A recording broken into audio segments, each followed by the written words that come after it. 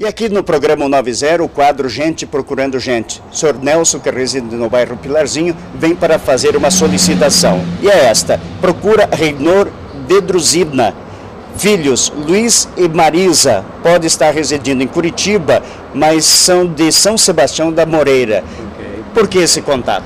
Porque há alguns anos no bairro do Bacaxiri eles tinham um estabelecimento comercial do qual eu frequentava, era um bar e mercearia onde então eu levava o alimento para casa. O que acontece? Essa família no vai e vem da vida, eu acabei mudando muitas vezes de bairro e eu fiquei assim na obrigação de procurá-los porque eu fiquei com alguma pendência com os pais, com esse senhor Reinor de Drusina. E eu gostaria de esclarecer isso humildemente, entende? Porque eu me senti na obrigação de procurar todas as pessoas, que não foi só ele, mas todas as pessoas com as quais eu fiquei com algum pequeno débito. Na época eu bebia, eu era uma pessoa meio perdidão na vida, assim, meio sem direção, e eu reconheço, através de uma oração, Deus me mostrou que eu deveria procurar essas pessoas e pedir até perdão pela falha que eu cometi há muitos anos, entende? Então esse é o meu desejo, de encontrar alguém dessa família, que é o Luiz ou a Marisa, ou até algum neto para mim dar uma satisfação e me desculpar assim, como diz, cara a cara, entende? Pedir perdão pelos erros que eu cometi no passado. Do centro de Curitiba, repórter Cândido de Oliveira para o programa 190. Provavelmente nenhum de nós faria nenhuma dessas coisas, nem dar a sua própria vida e nem a vida do seu filho por alguém bom. Mas vamos mais além. Betânia, que está com a Sofia aí razoavelmente perto. Você daria a vida da Sofia por alguém que é declaradamente inimigo seu? Nem por um amigo, quanto mais por alguém que é um inimigo. Por alguém que te despreza, por alguém que te rejeita. Você não daria a vida do seu filho por alguém que é seu inimigo. Porém, o nosso texto diz que foi justamente isto que Deus fez conosco. Foi justamente isso que Deus fez por mim e por você. Nós, queridos, somos por natureza inimigos de Deus. Eu e você somos inimigos de Deus por natureza. O nosso pecado faz de nós filhos da perdição, gente que está destinada à ira de Deus. Veja o que o mesmo apóstolo Paulo fala em Efésios 2:3, entre os quais também todos nós andamos outrora segundo as inclinações da nossa carne, fazendo a vontade da carne e dos pensamentos, e éramos por natureza filhos da ira, assim como os demais. Nós estávamos numa situação de inimizade com Deus. O homem por natureza, ele está numa situação de inimizade, ele é inimigo de Deus. Eu e você tínhamos com Deus uma dívida absolutamente impagável. É por isso que Paulo nos chama no nosso texto de fracos. Eu e você éramos fracos. Nenhum de nós possui em si mesmo capacidade de aproximar-se de Deus. Você não tem a força, você não tem a vontade suficiente para você se aproximar de Deus. Nenhum de nós tem essa capacidade. Nós somos fracos. Eu e você somos, por natureza, como que mendigos. Mendigos. E não apenas mendigos, mas mendigos devedores. E devedores de uma fortuna a alguém que é bilionário. Pense a si mesmo, sobre si mesmo. Você, eu vejo aqui, não tem ninguém aqui que seja um mendigo. Mas imagine-se devendo uma fortuna a alguém bilionário. Essa é a nossa condição com Deus. Nós somos devedores de uma dívida impagável. E é nisto que se prova o amor de Deus por nós. É nesse fato que o amor de Deus se prova por nós. Porque Deus, ele provê para nós, ele nos garante o meio, o instrumento para o pagamento dessa dívida. Jesus, queridos, é o nosso resgate. Como diz lá em Colossenses capítulo 2, versos 13 e 14. E a vós outros que estáveis mortos pelas vossas transgressões e pela incircuncisão da vossa carne vos deu vida juntamente com ele, perdoando todos os nossos delitos, tendo cancelado o escrito de dívida que era contra nós e que constava de ordenanças, ao qual nos era prejudicial, removeu-o inteiramente, encravando na cruz. Aquela dívida, aquela nota promissória que pesava contra mim e contra você, Cristo encravou na cruz. Cristo pagou o preço. Aleluia!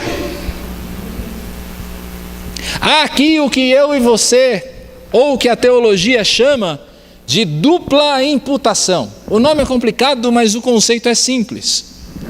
O meu pecado, ele é imputado sobre Jesus Cristo na cruz. E a justiça perfeita de Cristo, ela é imputada sobre a minha vida. Há uma troca aí na cruz. O meu pecado é lançado sobre Jesus e a justiça dele é lançada sobre mim. De tal forma que na cruz, Jesus, ele recebe a punição do pecado e na cruz eu recebo a justiça de Deus. Eu sou considerado justo diante de Deus. A minha dívida está paga de uma vez por todas. Como é que eu e você nos apropriamos dessa justiça? Esse é justamente o tema de Paulo em Romanos. É pela fé. É pela fé em Jesus Cristo, dada a nós como um dom gratuito de Deus, um dom que nos torna justos, um dom, um presente que nos torna perdoados diante de Deus. O perdão está em crer em Jesus Cristo, em crer que Ele morreu por você, em crer que é o seu pecado que estava sendo castigado lá na cruz. Vejam, irmãos, que grande amor Deus tem por nós, que grande amor Deus tem por mim e por você. Sendo nós aqueles que devíamos a Ele, que éramos devedores de Deus, nós recebemos um meio de saldar a nossa dívida, um meio de alcançarmos paz com o Senhor. E o que é que você precisa fazer para receber essa justiça? Ou o que você precisou fazer para receber essa justiça? Creia. Receba o perdão de Deus por meio de Jesus Cristo. Olhe para a cruz. Olhe para a cruz do Senhor Jesus e veja os seus pecados perdoados ali. Como o Senhor Jesus mesmo disse certa feita, não existe amor maior do que esse, de alguém entregar a sua vida pelos seus amigos. Um amor que leva até mesmo o pior pecador de volta à amizade com Deus. Não existe maior amor que esse.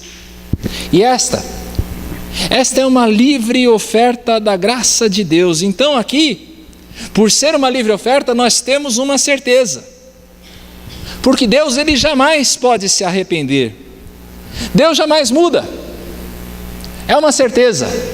É uma amizade que nos traz uma certeza. E os mosquitinhos começam a atacar. É uma amizade que nos traz uma certeza. Dê uma olhada aí no verso 9 do nosso texto. Dê uma olhada aí, de novo. No verso 9 do nosso texto. E você vai ver a certeza que há aqui na cruz para mim e para você. Uma amizade que nos dá uma certeza. Queridos, será que se Deus desse para nós, nas nossas mãos, a garantia da nossa salvação, nós chegaríamos aonde nós precisamos? Você acha que se Deus, Ele entregasse a segurança, a certeza da nossa salvação nas nossas mãos frágeis, nós seríamos bem-sucedidos? O que acontece é, e Paulo está expondo isso nesse texto, que aquele que é justificado por Deus, ele pode ter a certeza da sua salvação. Ele pode estar certo de que ele irá chegar ao seu porto seguro. Você precisa saber disso. Isso é importante para a sua vida espiritual. Macacos podem dirigir carros? Mas você não vê isso nos filmes? Um macaco dirigindo carro? Você entregaria o seu carro para um macaco dirigir? Talvez o teu carro seja melhor do que o meu. Aliás, eu estou sem ele agora. Quebrou. Talvez o teu carro seja melhor do que o meu. Você entregaria o seu carro para um macaco dirigir? Mas macaco não dirige carro? Em filme dirige. E se por acaso você tivesse uma Lamborghini, uma Ferrari, você entregaria a sua Ferrari na mão de um macaco? Queridos, é claro que não.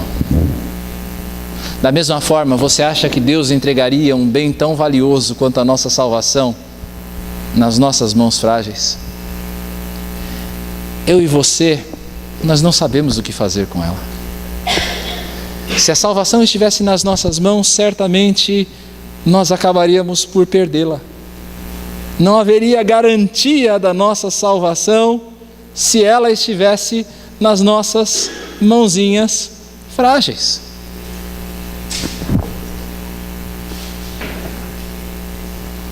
Porque Deus não nos destinou para a ira, mas para alcançar a salvação mediante o nosso Senhor Jesus Cristo.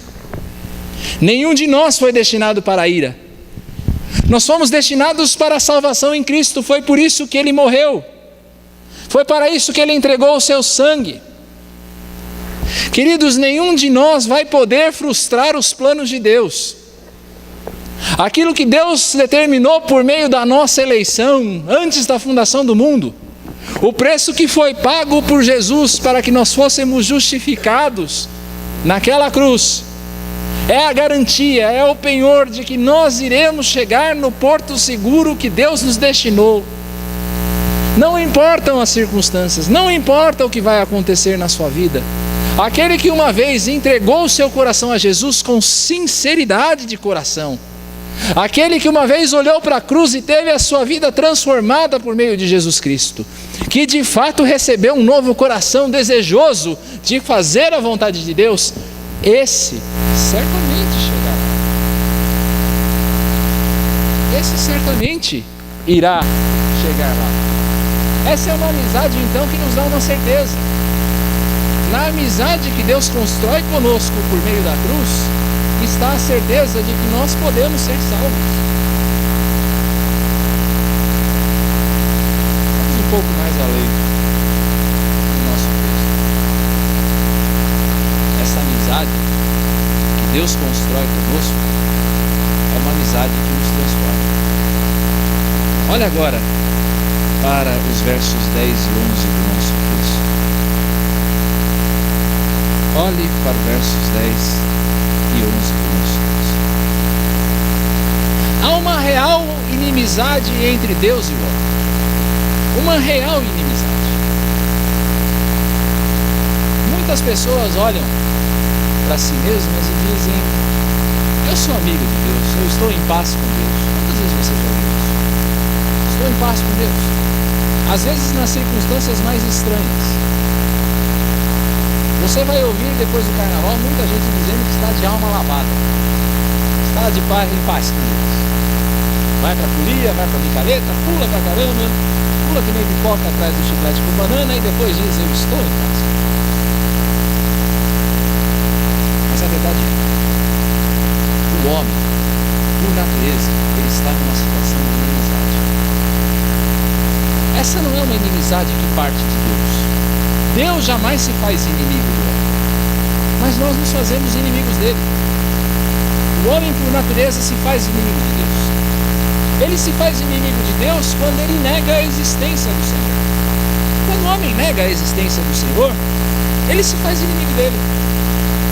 E aí você vai dizer: bom, eu não nego que Deus existe. Deus existe. Mas e na prática, Deus existe para você realmente? Às vezes no nosso coração aquilo que nós chamamos de ateísmo prático. Você sabe que Deus existe, mas na prática ele não faz a menor diferença no teu dia a dia. Querido, você é ateu da mesma forma. Se você sabe que Deus existe, mas ele não faz diferença na tua vida, você é ateu. Você é ateu. Nós nos fazemos inimigos de Deus quando nós recusamos cumprir a sua vontade. Quando nós sabemos o que é certo fazer e nós não fazemos. nós nos fazemos inimigos de Deus. E muito mais. O homem se faz inimigo de Deus quando ele recusa a maior oferta de amor que Deus já entregou a ele na pessoa de seu filho. Como diz lá em João 3,17, quem crer está salvo. Desculpa, 3,17 não, mas no contexto de João 3. Quem crê no Filho está salvo, mas quem não crê no Filho já está condenado, porque se fez inimigo de Deus. Se fez inimigo de Deus. Deus não é o seu inimigo, mas você se faz amigo e inimigo dele. E então, o Senhor Jesus vem e Ele nos faz agora amigos de Deus. Ele nos faz amigos de Deus. Ele nos reconcilia com Deus. Como é que Ele faz isso? Ele faz isso por meio da sua morte. E aqui há algo maravilhoso que eu preciso compartilhar com você. Quando acontece esta reconciliação, quando nós somos feitos amigos de Deus, aquilo que eu e você odiávamos, ou seja, a vontade de Deus, nós passamos a amar. E aquilo que nós amávamos, que é o pecado, que é a rebeldia, nós passamos a odiar. Essa é a vida de Cristo a que Paulo se refere nesse texto. É a vida de Cristo em nós. Você passa a odiar o pecado como Jesus Cristo, você passa a odiar o pecado como Jesus Cristo odiava o pecado. E você passa a amar a vontade do Pai como Cristo amava a vontade do Pai. Isso é fruto, isso é um efeito da reconciliação. Reconciliados com Deus, nós queremos fazer a vontade dEle, queremos ser amigos dEle. Olhe lá para Romanos 3. Todo esse capítulo vai falar a respeito disso, mas preste bem atenção no que Paulo diz. Que diremos, pois? Permaneceremos no pecado para que seja a graça mais abundante? De modo nenhum. Como viveremos ainda no pecado, nós os que para ele morremos?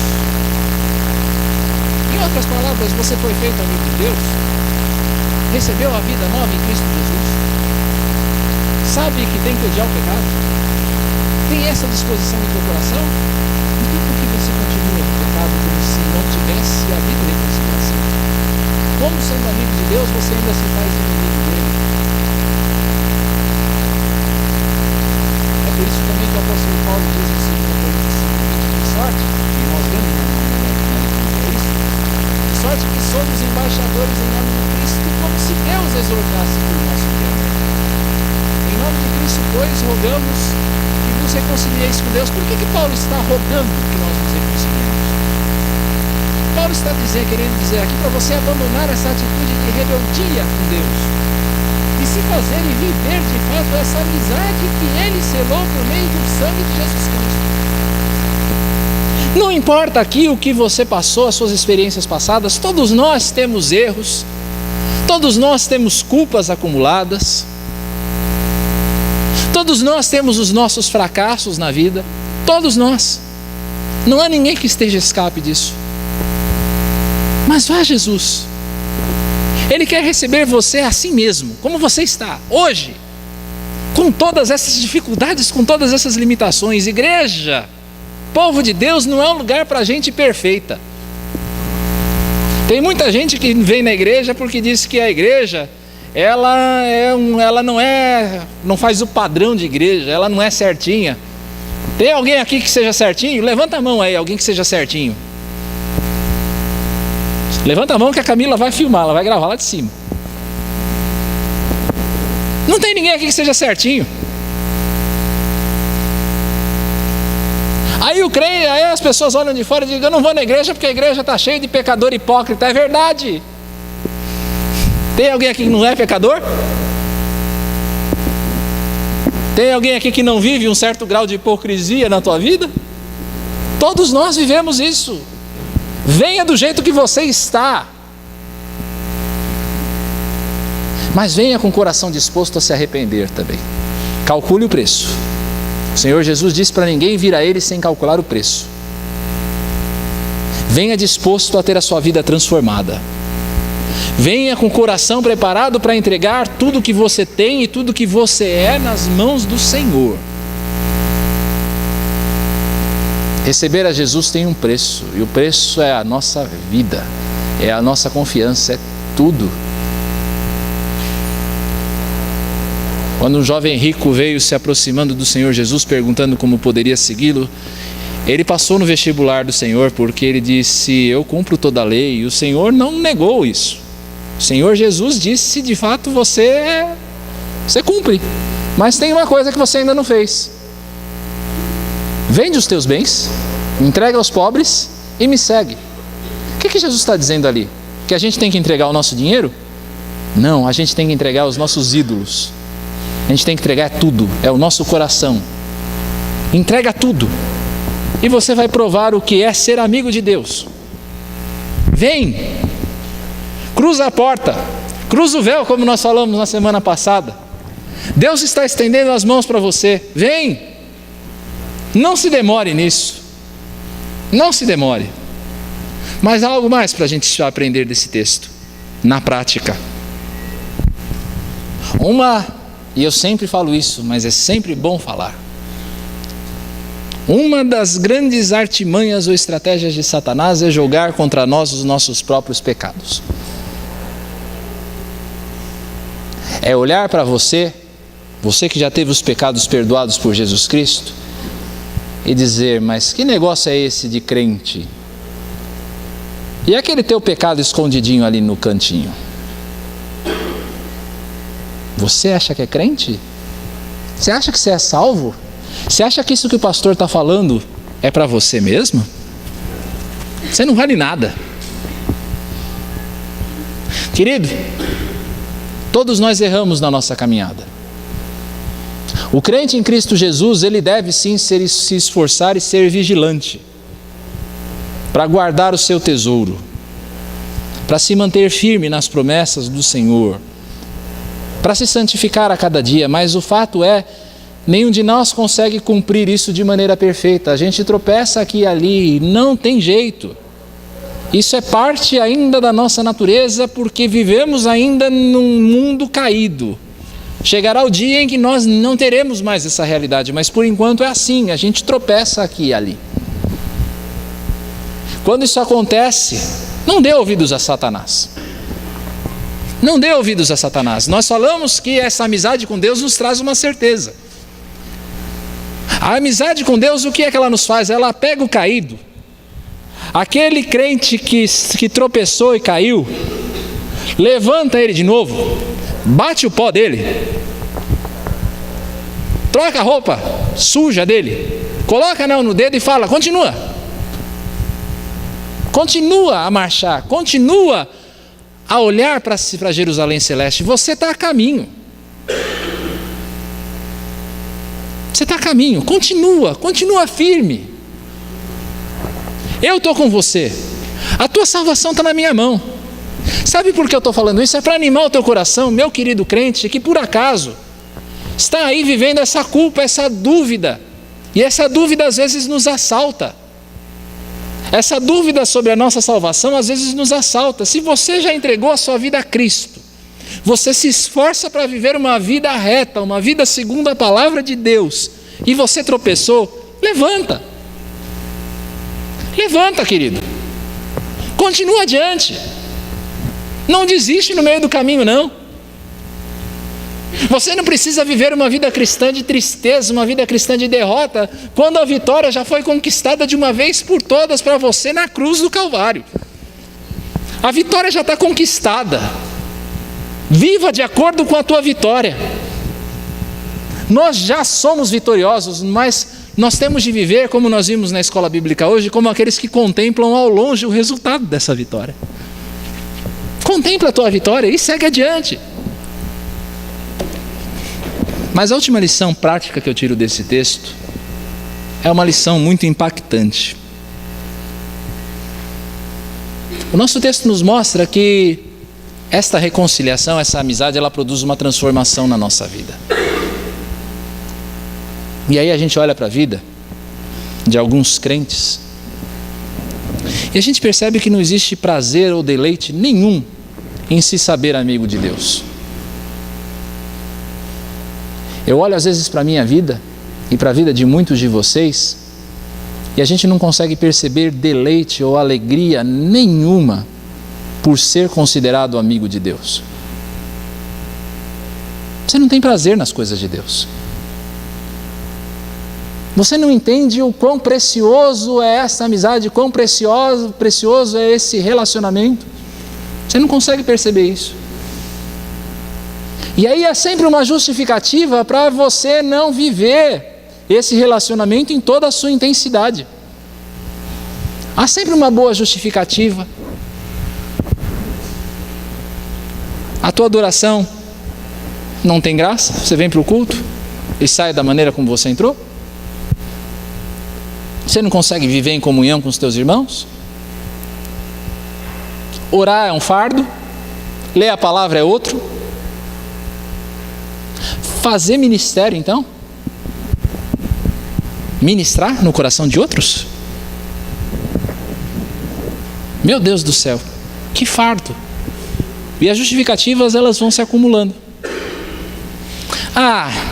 Eu não vou em grupo pequeno porque o trânsito é muito pesado e aí eu chego em casa cansado. Eu nunca vou no grupo pequeno por causa disso.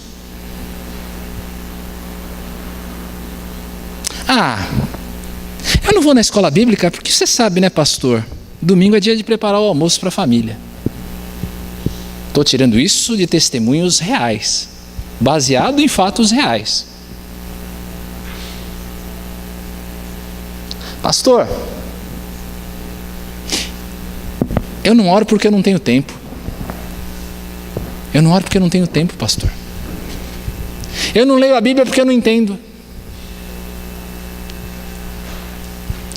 Pastor, eu não, no culto, eu não adoro não, sabe? Eu não gosto de vir no culto, sabe por quê?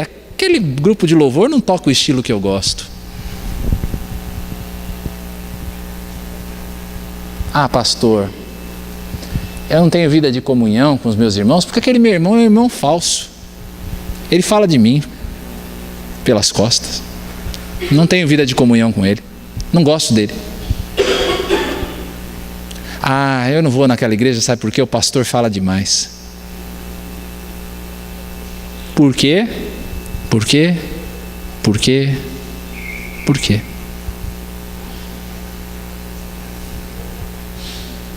Querido, cadê o deleite? Cadê o curtir essa amizade? Curtir o teu relacionamento com Deus? Desconfie do crente que não mostra obras na sua vida. Nós sabemos que a salvação é pela graça. Fato. Salvação é pela graça. Mas o fruto da salvação são obras. É claro que eu e você não podemos justificar a salvação de ninguém, de olhar, por exemplo, para o Roger, e eu vou dizer o Roger é salvo ou o Roger não é salvo. A gente não tem esse poder. Isso pertence a Deus. Mas o fato é, se eu não vejo obra nenhuma, não vejo fruto nenhum na vida do crente, desconfie. Desconfie se na tua vida não existe prazer nenhum nas coisas de Deus. Se tudo para você é um fardo. Desconfie. Pode ser o caso de você ter de voltar ao teu primeiro amor. De você ser salvo e ter de voltar ao primeiro amor. Mas pode ser também o caso de você ainda necessitar de uma genuína conversão. Se não existe esse prazer no teu coração, se tudo na vida cristã para você é um fardo pesado, avalie a tua vida com Deus. Se realmente você está em Cristo, porque pode ser o fato de que você não está. Afinal de contas, nós somos chamados para uma amizade com a pessoa mais importante desse universo. Eu e você somos chamados à amizade com a pessoa mais importante desse universo. E às vezes a gente trata isso como algo tão banal, algo tão sem importância. Avalie o teu coração. Deus, Ele se faz acessível a nós. Esse é o tema do mês que passou. Deus, Ele nos chama a uma amizade com Ele. Uma amizade profunda, íntima. Uma amizade em que nós podemos expor o nosso coração e ver o nosso coração transformado. Porque Ele fala conosco. Deus fala conosco. Como quando a gente se aproxima do nosso pai ou da nossa mãe, nós podemos conversar com eles. Assim é o nosso Deus. Será que nós realmente desfrutamos disso? Feche seus olhos.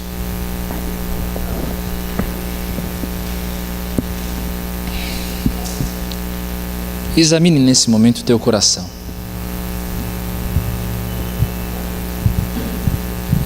E se algo do que foi falado aqui fez sentido no seu coração,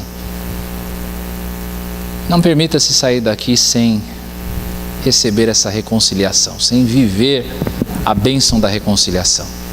Pode ser o caso de que você entendeu agora que é só mesmo mediante Jesus que você é salvo e você quer entregar a sua vida a Jesus. Faça isso agora, nesse momento. Pode ser também o caso de que você já entregou sua vida a Jesus, mas você está sentindo a culpa do pecado. Agora é hora de você também decidir se abandonar o pecado e reconciliar-se com Deus. Ou também pode ser o caso de que você tem experimentado frieza espiritual, apatia, você não tem sentido prazer nas coisas de Deus, tudo para você é um fardo. Peça a Deus agora que venha despertar em você essa chama quase apagada, para que você seja fervoroso na presença do Senhor. Ore ao Senhor agora nessa hora, silenciosamente.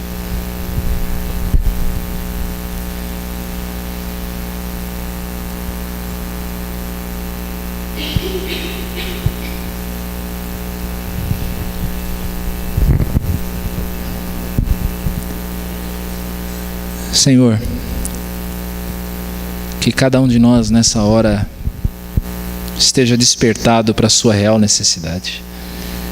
E mais do que isso, Pai, esteja despertado para a real oportunidade que o Senhor nos abre mediante a cruz. Obrigado, Pai, porque sendo nós tão pecadores, inimigos teus, pela nossa própria vontade, Senhor, não pela tua, o Senhor se aproxima de nós em Cristo Jesus. O Senhor, ó Deus, entrega o teu Filho por nós, aplica a obra da tua salvação, da tua redenção no nosso coração, de tal forma que nós agora possamos ser chamados teus amigos. Permite, Senhor, de maneira especial nessa noite, que ninguém saia daqui da mesma maneira que entrou. Que aqueles que ainda estão na inimizade contigo possam encontrar a paz. Que aqueles que estão vivendo, ó Deus, que se colocaram sob jugo do pecado, possam ser libertos hoje. Que aqueles, ó Deus, que estão com a sua chama quase apagada, possam vê-la avivada, Senhor, pelo teu Santo Espírito. Senhor, tem misericórdia de nós, para que nós possamos, ó Deus, viver a bênção da amizade contigo em toda a sua dimensão. Te somos gratos, Pai. Nós te amamos, mas muitas vezes nós não somos coerentes com esse amor que nós declaramos em Ti. Por isso, perdoa-nos e ajuda-nos, Pai, em nome do Senhor Jesus Cristo. Amém. Nós vimos nesse mês o Deus que se faz acessível a nós. E no próximo mês, depois do acampamento de carnaval, nós veremos que essa intimidade tem limites. Porque nós continuamos sendo homens e Deus continua sendo Deus. Íntimos, mas nem tanto. É a nossa série do mês de março.